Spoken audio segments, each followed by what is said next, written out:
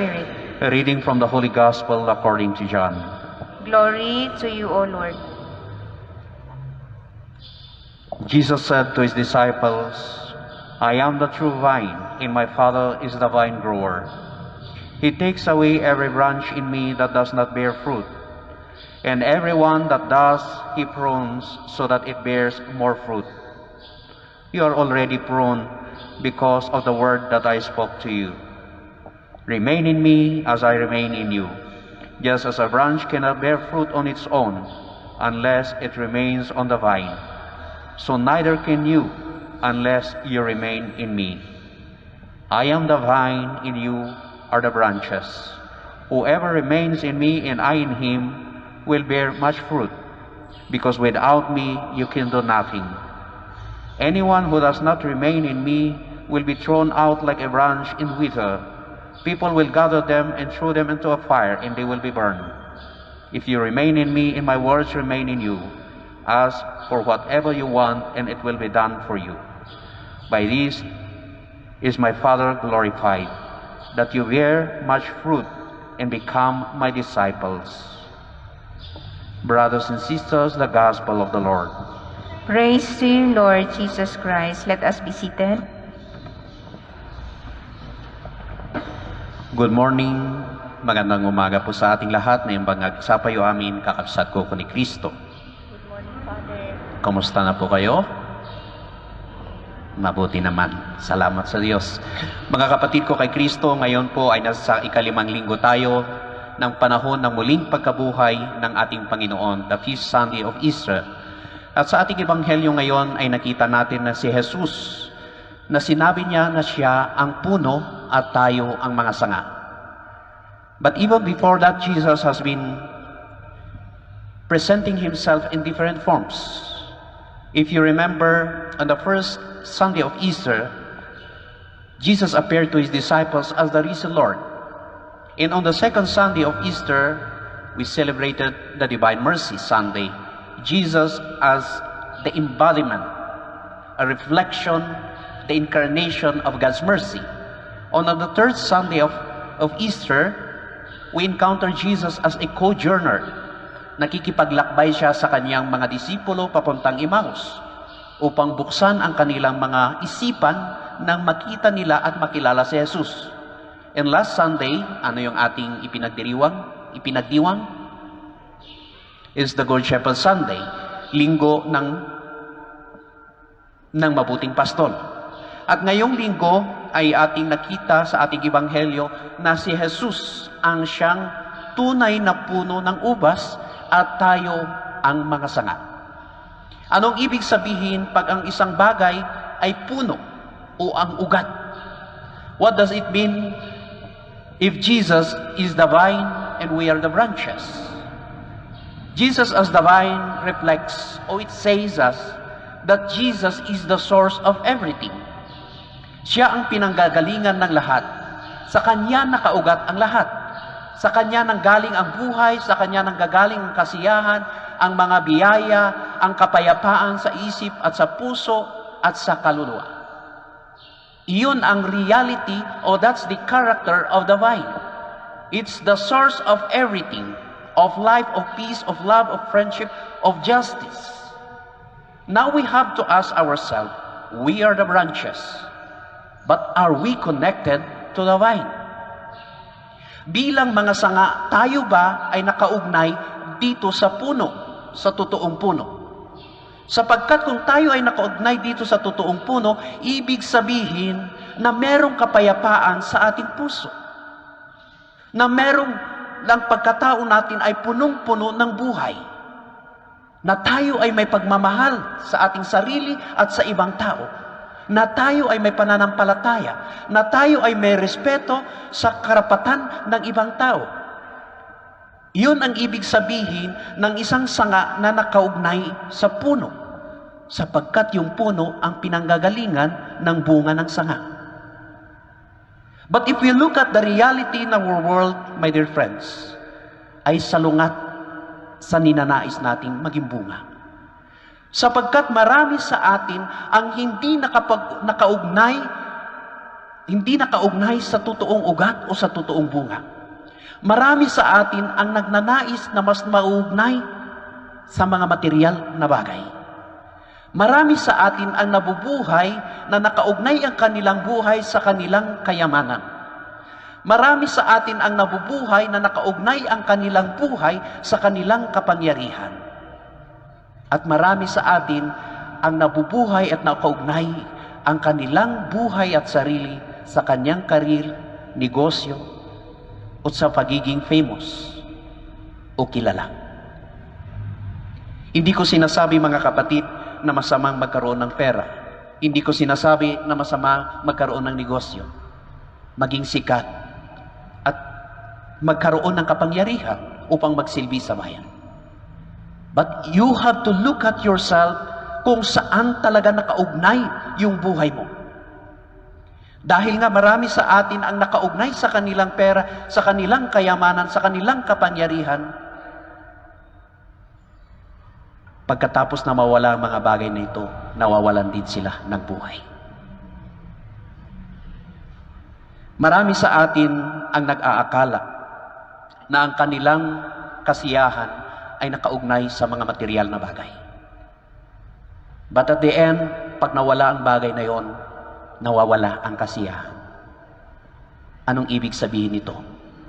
Na yung mga bagay na ito na ating ninanais, ating iniisip na siyang magbibigay sa atin ng kasiyahan ay hindi yung mga bagay, ang mga tunay na bagay na nakakapagbigay ng kasiyahan na tulad na ibinibigay ng tunay na puno ang ating Panginoon.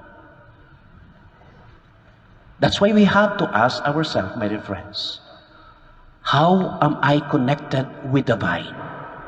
And how am I deepening this connection, this relationship with the vine? Siguro maraming nagsasabi sa atin, nakakonekta naman ako sa Diyos. I am connected with God. I come to Mass. I receive communion. I receive other sacraments. Matrimony, baptism, confession, confirmation, up to even death. But you have to ask yourself, every time we celebrate Mass, do you open your heart to be connected with the celebration? Every time you receive the sacrament of baptism, how does the sacrament transform your life to be a better person? Paano nito binabago ang iyong buhay? Sa pag-aasawa, sakramento ng kasal, paano ninyo isinasabuhay ang pangako ninyo sa isa't isa? Paano nito pinapalalim ang inyong ugnayan bilang mag-asawa sa Diyos? In the sacrament of confession, paano natin totoo binabago ang ating sarili?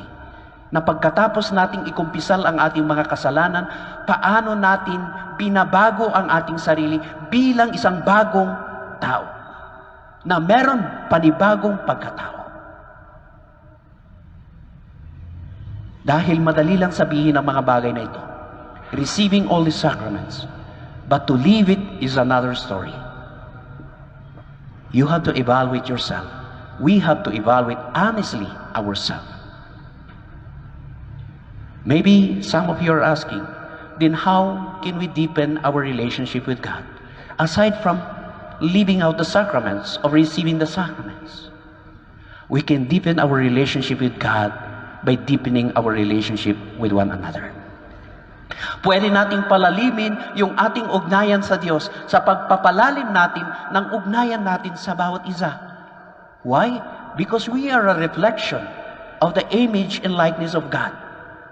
We are a reflection of God. Do you remember when the disciples asked Jesus?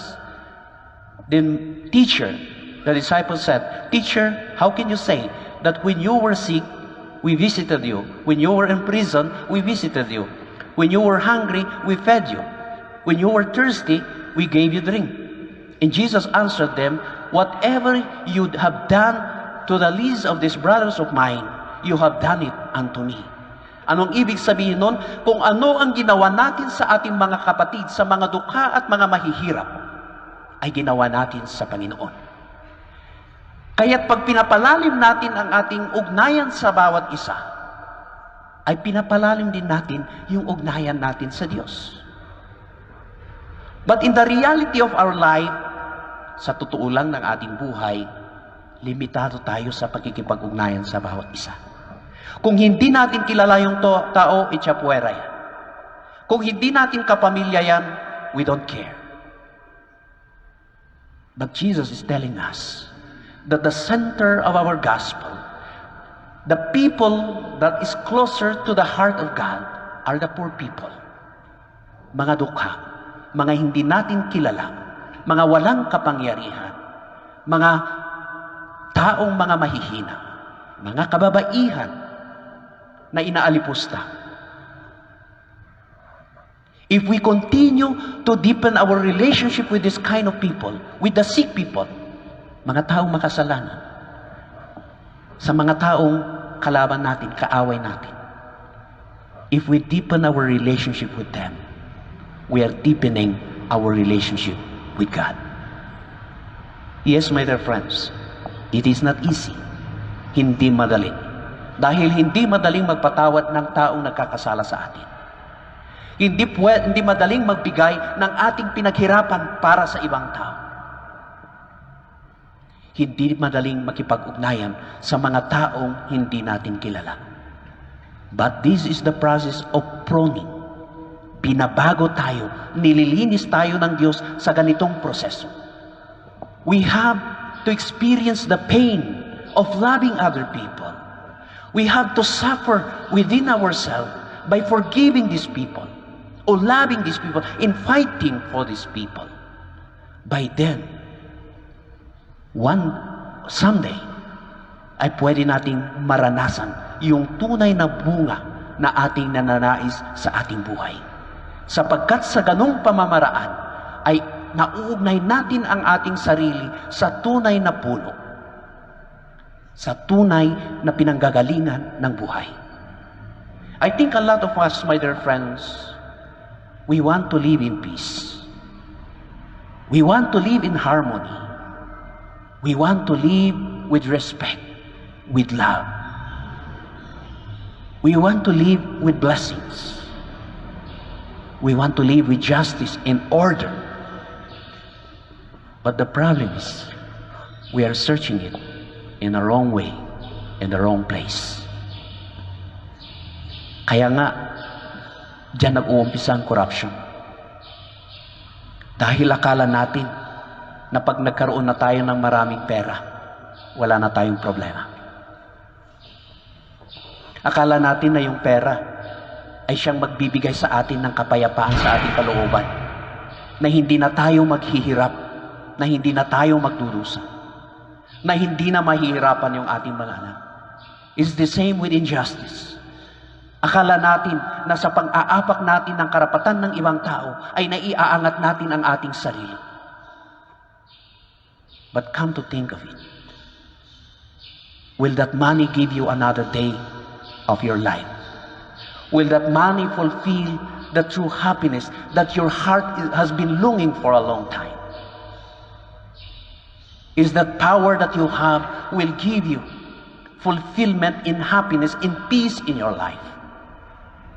Otherwise, if it's not, it means that these are not the source, the real source of the things that we are happening, that we are looking, in that we are connected to the wrong thing.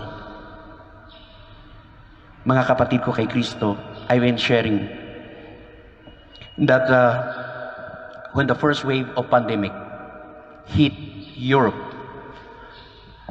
by the time I was in Guatemala, literally I've been watching the news, and then literally I've been seeing people throwing their money. Why? Because they realize that money will not save them from death, from sickness. That money will not heal them. Kasi yun pa yung panahon na wala pang bakuna at gamot. Because at the end of the day, my dear friends, we have to realize that our salvation is not within our money. within our power, by becoming famous. Our salvation has always to be rooted, connected with the source of life. And that is Jesus, our God. I invite you then to open your heart, to open your mind and soul, to be once more reconnected with Christ. There are a lot of times that we feel disconnected. But allow yourself that Christ may connect Himself with you. Because the problem with us is, even though Christ has been offering us a lot of times opportunities, day by day, moment in moment, offering His love, offering His care, offering His hand, to be connected always with us, but we always reject God. My dear young people, to whom are you connected? Marami sa atin minsan nakakonekta sa kanilang telepono. And if you take away that phone in their face, magagalit pa sila. But if you take away God in their life, it's okay. My dear friends, my dear young friends, I hope that we find the true meaning of happiness from our own relationship with God in other people.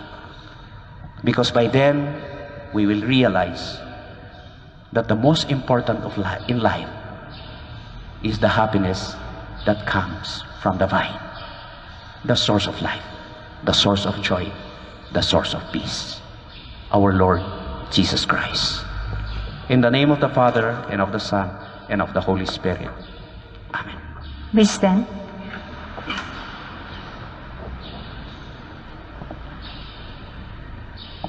Let us profess our faith.